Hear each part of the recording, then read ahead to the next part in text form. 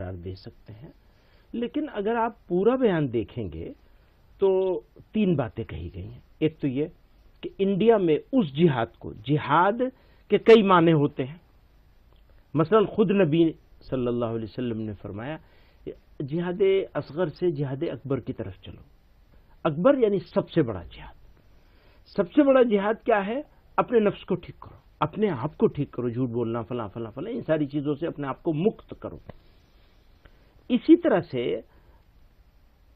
کہیں ظلم ہو رہا ہے، اس ظلم کا ویرودھ کرو، اس کو بھی جہاد قرار دیا گیا ہے، عین جہاد ہے۔ تو ہم اپنے پچھلے، آپ جانتے ہیں ہمارا ٹریک ریکارڈ، بالکل میں وہی حیران ہوں۔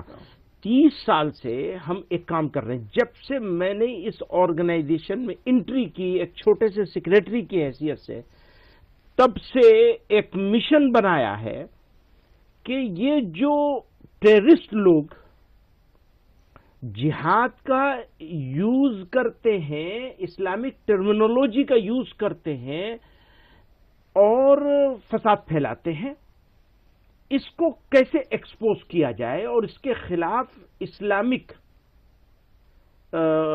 فقہ کے حساب سے، شریعت جورسپروڈنس کے حساب سے 6000 علماء کو ہم نے حیدرآباد میں جمع کیا تھا، مفتیوں کو، اور فتویٰ لے کے آئے تھے اس کے خلاف۔ اور اس کے بعد سے لگاتار اس کے اوپر کام کر رہے ہیں۔ اب ہو کیا رہا ہے؟ ہم تو یہ کام کر رہے ہیں ٹیررسٹوں سے لڑنا، جس کو ہم اصل جہاد سمجھتے ہیں۔ میں ہمیشہ کہتا رہا ہوں وہ فسادی ہیں، ہم جہادی ہیں۔ آپ نے کیا کیا؟ آپ سے مراد آپ نہیں ہے۔ آپ نے کیا کیا؟ پوری منسٹری نے، اب اس کے اوپر اگر لوگ بیک فائر بھی ہو تو مجھے کوئی اس کی پرواہ نہیں ہے، میں اپنی بات پر اسٹینڈ کرتا ہوں، کھڑا ہوں۔ پوری منسٹری نے، اسٹیٹس کی ہو یا سینٹر کی ہو، ایک اسٹینڈ لیا ہے کہ جب بھی کوئی بری چیز مسلمانوں سے ریلیٹڈ آئے گی تو اس کو جہاد سے جوڑیں گے۔